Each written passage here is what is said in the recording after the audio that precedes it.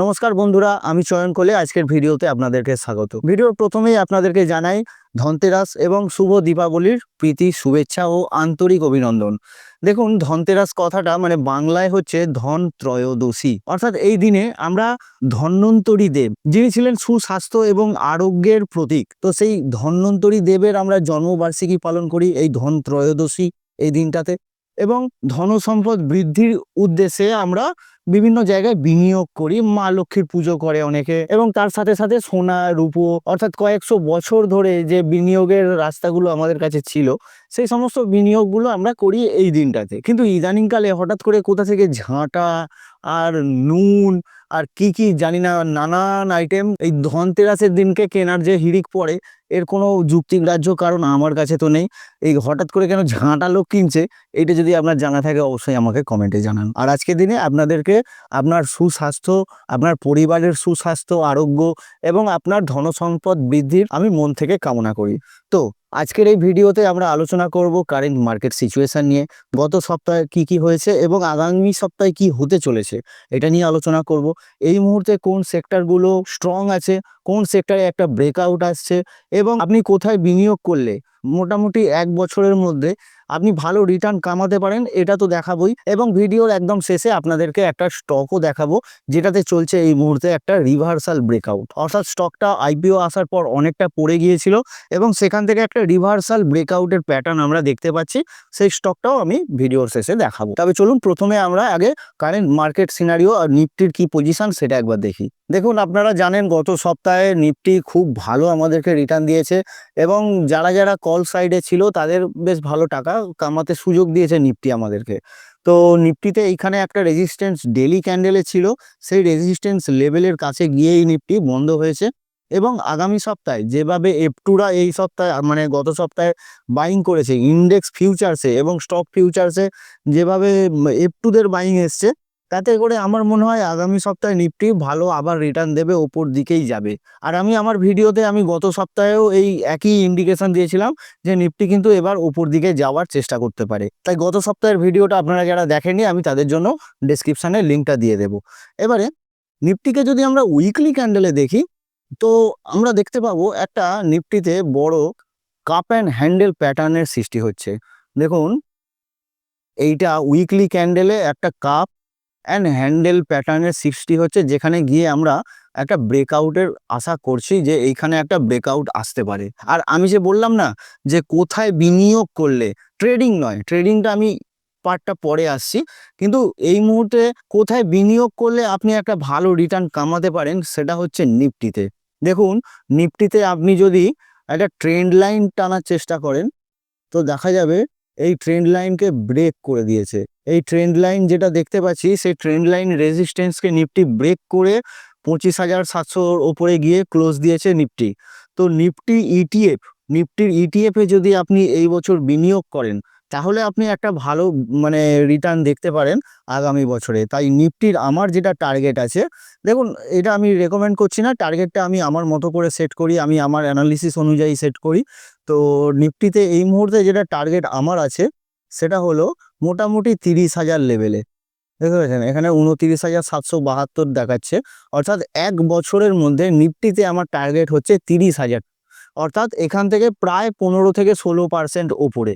তাই 15% বা 16% যদি আপনি বিনিয়োগের মধ্যে কামাতে পারেন, সেটা খুব খারাপ নয়। আর নিফটি হচ্ছে লার্জ ক্যাপ, আপনারা দেখে থাকবেন যাদের আপনাদের স্টক আছে, মানে পোর্টফোলিওতে যারা স্টক হোল্ড করে আছেন, তারা দেখতে পাবেন যে নিফটি বেড়েছে কিন্তু আপনাদের স্টকগুলো অতটা বাড়েনি গত সপ্তাহে। তো মাঝে মাঝে এই ধরনের সিচুয়েশন হয় যে নিফটি বাড়ছে, মানে দেখে মনে হচ্ছে মার্কেট অনেকটা বাড়ছে, কিন্তু স্টক বাড়ছে না, পোর্টফোলিও বাড়ছে না। তখন বুঝতে হবে যে নিফটিতে যে লার্জ ক্যাপ স্টকগুলো আছে সেইগুলো এখন চলা শুরু করেছে। কিছুদিন আগে মিড ক্যাপ আমাদেরকে রিটার্ন দিয়েছে, স্মল ক্যাপ দিয়েছে, এইবারে লার্জ ক্যাপে চলা শুরু হয়েছে। আর এফটুরা দেখুন গত কয়েক মাস ধরে কন্টিনিউ সেল অফ চালিয়েছে। এবার যখন মানে এফটুরা আবার মার্কেটে আসবে, তারা লার্জ ক্যাপ স্টককেই বেশি পছন্দ করে। তাই আমার মনে হয় যদি এফটুরা ব্যাক করে 1 বছরের জন্য আপনি বিনিয়োগের কথা চিন্তা করেন, তাহলে নিফটির ইটিএফ এই মুহূর্তে সব থেকে ভালো কন্ডিশনে আছে। এছাড়াও আপনি যদি ব্যাংক নিফটি দেখেন, নিফটি ব্যাংকেও একটা ভালো ব্রেকআউট আসছে এই যে এই লেভেলটায়। মানে উইকলি ক্যান্ডেল। এমনিতে তো ব্যাংক নিফটি অল টাইম হাইতেই চলছে এবং ব্যাংক নিফটি প্রচুর স্ট্রং আছে নিফটির থেকে। তো ব্যাংক নিফটিতেও দেখছি আমরা একটা ব্রেকআউট আসছে। তাই ব্যাংক নিফটি বা মানে ব্যাংকিং সেক্টরে অথবা নিফটিতে আপনি যদি বিনিয়োগ করেন তাহলে সামনের বছর আপনার মানে রিটার্ন অনেকটাই জেনারেট হওয়ার আশা আমি করছি। এইবারে আসি সেক্টরে, যে এই মুহূর্তে কোন সেক্টরে একটা ব্রেকআউট আসছে। দেখুন ব্যাংকিং সেক্টরে একটা ব্রেকআউট তো আসছে, আপনি দেখতেই পাচ্ছেন।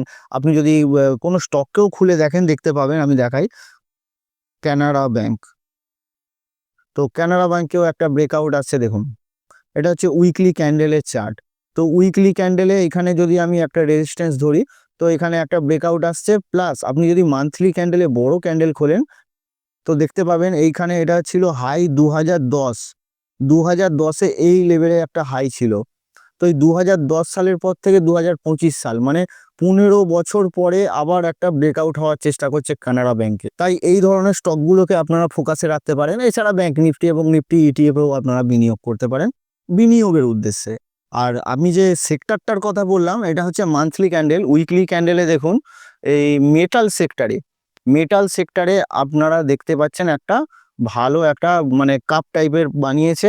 এখান থেকে একটা ব্রেকআউট হওয়ার চান্স এই মুহূর্তে দাঁড়িয়ে আছে মেটাল সেক্টরে।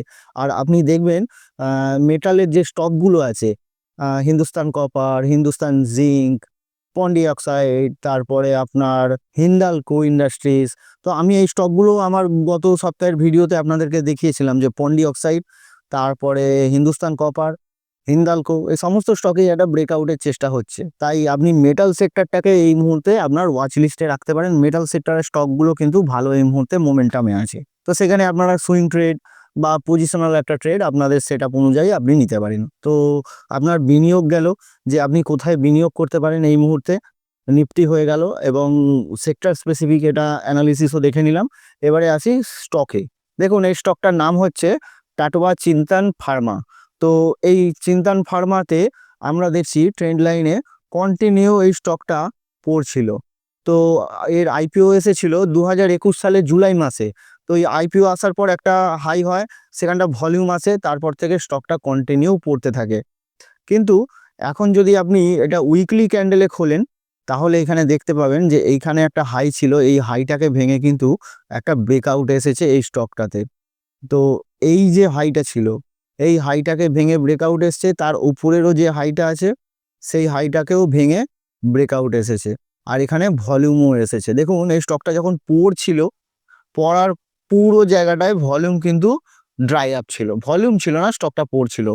এবারে উপর দিকে ওঠা যখন শুরু করেছে তখন স্টকটায় কন্টিনিউ ভলিউমও আসছে এবং ভালো বড় বড় গ্রিন ক্যান্ডেলও হচ্ছে। এবার আপনি যদি এখানে একটা ড্রয়িং করেন যে ইনভার্স হেড এন্ড শোল্ডার, মোটামুটি একটা ইনভার্স হেড এন্ড শোল্ডার, খুব ভালো নয় কিন্তু মোটামুটি ইনভার্স হেড এন্ড শোল্ডার এখানে আমরা দেখতে পাচ্ছি। তো ইনভার্স হেড এন্ড শোল্ডার থেকেও ব্রেকআউট হচ্ছে, আপনার ভলিউমও আসছে এবং আমি এর ফান্ডামেন্টালগুলোও চেক করলাম, ফান্ডামেন্টালেও দেখলাম খুব ভালোই আছে। তো এই স্টকটাকে আপনারা ওয়াচ লিস্টে রাখতে পারেন এবং ওয়াচ লিস্টে রেখে দেখতে পারেন যে এই স্টকটা কেমন রিটার্ন দিচ্ছে। তো যদি আপনার এই স্টকটা এর নিচে চলে আসে, এই লেভেলের নিচে চলে যায়, তাহলে বুঝতে হবে স্টকটা খারাপ হয়ে গেল। আর যদি এখান থেকে উপর দিকে যায় তাহলে জানবো যে ব্রেকআউট এর সাকসেসফুল হলো।